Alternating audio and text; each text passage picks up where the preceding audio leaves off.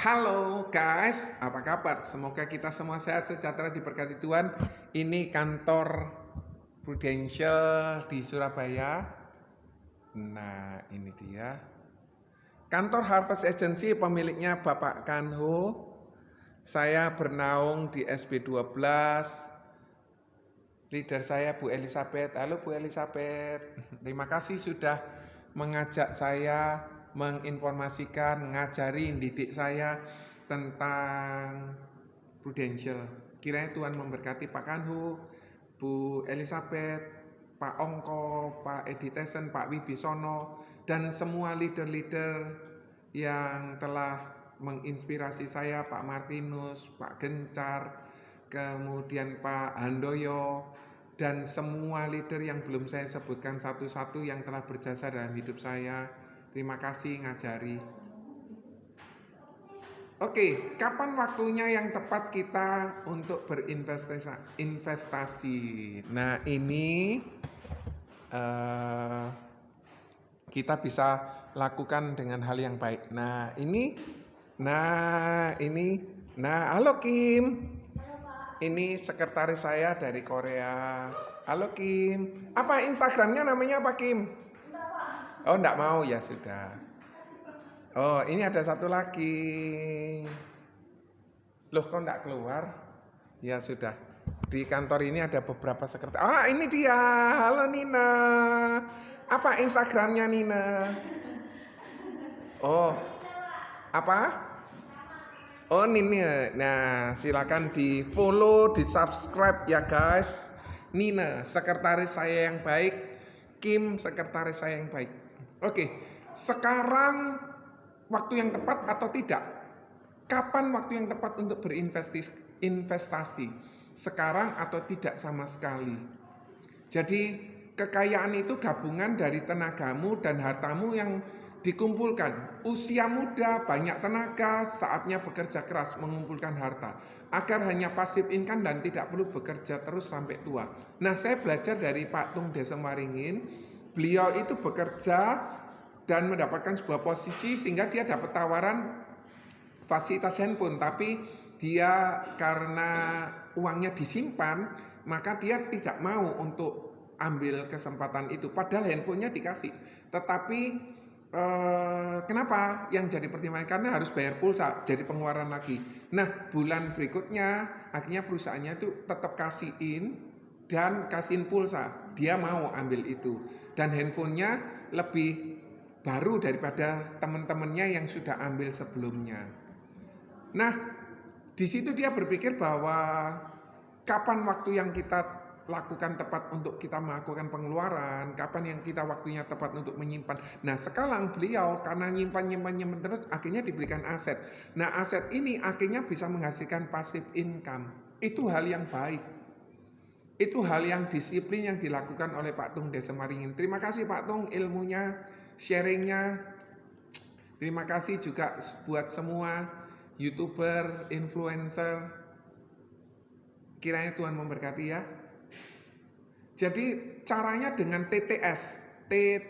Yang pertama tentukan tujuanmu. Apa sih tujuan kita untuk melakukan investasi? Untuk jangka panjang, jangka pendek, untuk dana pendidikan, untuk dana pensiun, atau untuk apa? Kita harus tetapkan itu dulu.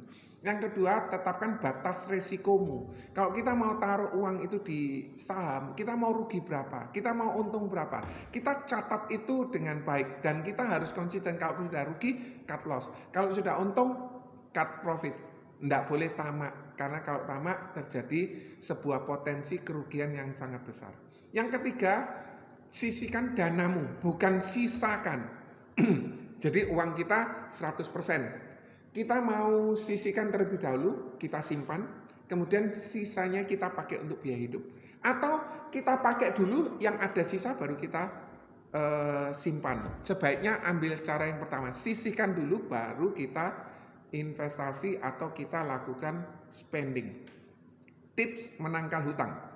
Perlu atau mau? Perlu atau enggak sih hutang? Atau merupakan keinginan toh hutang? Gengsi atau fungsi? Sudah waktunya beli iPhone enggak? Kalau memang perlu untuk meningkatkan produktivitas kita, beli. Untuk kita beli sesuatu yang bermerek, kita perlu beli. Tapi jangan karena teman saya punya, saya juga harus punya, padahal income belum menunjang ke sana. Itu artinya bunuh diri, guys. Apakah kita memang perlu sekarang atau bisa ditunda? Kalau memang bisa ditunda, tunda. Karena uang yang berputar sekarang ini hanya berpindah tempat. Dulu kita alokasikan untuk biaya leisure, untuk wisata. Tapi karena wisata nggak bisa kita simpan, kita alokasikan yang lain. Kita depositokan atau kita masukkan reksadana atau kita masukkan ke penempatan yang bisa menghasilkan investasi. Bukan dibiarkan, bukan disimpan di bawah ranjang juga. Bukan juga disimpan di rekening tabungan yang notabene hanya sekian persen saja. Untuk bayar biaya asuransinya aja, biaya administrasinya aja nggak cukup. Yang ketiga, katakan tidak pada minimal payment dan cicilan 0% atau bunga dan biaya provisi. Sebagai contoh, Anda nyicil tuh 10 juta. Kemudian Anda boleh nyicil 10 bulan, berarti cicilannya 1 juta. Dan ternyata Anda dikasihin boleh bayar 100.000 saja, 10%-nya. Tetapi jangan lupa guys, 900.000 yang belum dibayar itu bunga berbunga harian. Kalau kita nggak tahu, enak ya cuma bayar 100.000, tapi kena dendanya, tapi kena biayanya, jadi kita beli yang 10 juta bisa jadi 15 juta, karena hanya kena dendanya. Itu yang dilakukan beberapa orang, sehingga orang itu mengalami kesulitan, harus dia cut untuk kartu kreditnya, dia harus restrukturisasi dan sebagainya. Yang ketiga, harus punya asuransi. Kalau nggak punya, baik itu BPJS, baik itu Prudential, Anda harus punya. Kenapa? Kalau nggak punya, bahaya. Sekarang biaya COVID aja bisa 70, bisa sampai 700 juta, range-nya sangat besar. Sakit itu mahal guys.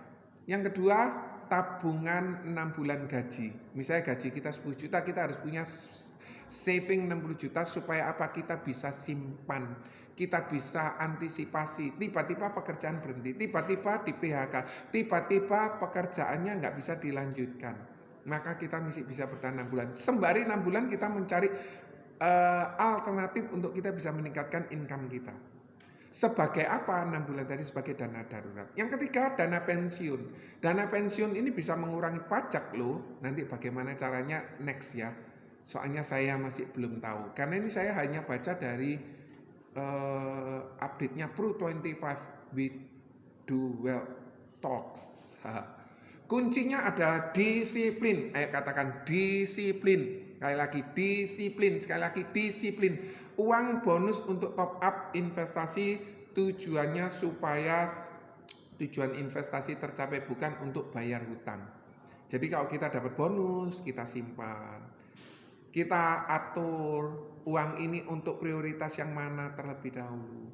Kenaikan gaji bukan untuk menambah kenaikan gaji untuk menambah porsi investasi, bukan menaikkan pengeluaran. Orang income-nya 5 juta, pengeluarannya 4 juta.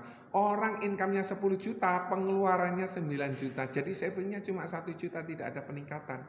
Kalau yang Pak Tung lakukan, dia income katakan sekian, ditabung 50%. Income-nya naik besar saat itu, karena dia menjabat satu posisi penting. Dia simpannya jauh lebih besar, bahkan sampai 70%. Makanya beliau bisa mengatur pembelian aset dan dia bisa memiliki aset yang banyak. Kita perlu contoh. Silakan masuk ke Instagramnya Pak Tung Desemaringin dan Anda bisa belajar dari sana. Sedekah dan zakat untuk investasi akhirat. Jadi kita perlu sisihkan untuk kita bantu orang-orang yang dekat. Jangan orang-orang yang nggak ada hubungannya, orang yang jauh hanya untuk ketenaran kita bantu, tetapi ART kita tidak kita bantu, sopir kita tidak kita bantu, sekretaris kita tidak bantu. Kemudian orang-orang yang mendukung kita, mensupport kita tidak bantu. Jangan. Investasi apalagi dengan adanya COVID-19, bunga deposito sudah turun. Emas dan dolar sudah sangat mahal. Saham dan obligasi lagi murah banget. Top up unit linkmu. Tetap tenang dan terus berinvestasi. Tetapi secara berkala. Kesempatan untuk top up atau rebalancing. Kita ngatur lebih baik lagi. Lakukan dollar cost averaging. Kita pembelian sekarang sekian, pembelian sekarang sekian, beli sekarang sekian, beli waktu lain waktu. Kalau secara dollar cost averaging, Anda tinggal googling apa itu dollar cost averaging. Cek profil resiko dan tujuan keuangan. THR itu buat apa sih? Traktir untuk diri sendiri, beli Prucinta, membahagiakan keluarga, memberikan keamanan buat keluarga, memberikan jaminan apabila seorang pencari nafkah terjadi risiko, maka keluarganya masih memiliki sebuah dana untuk kehidupan tetap berlangsung. Jadi asuransi ini adalah asuransi kehidupan.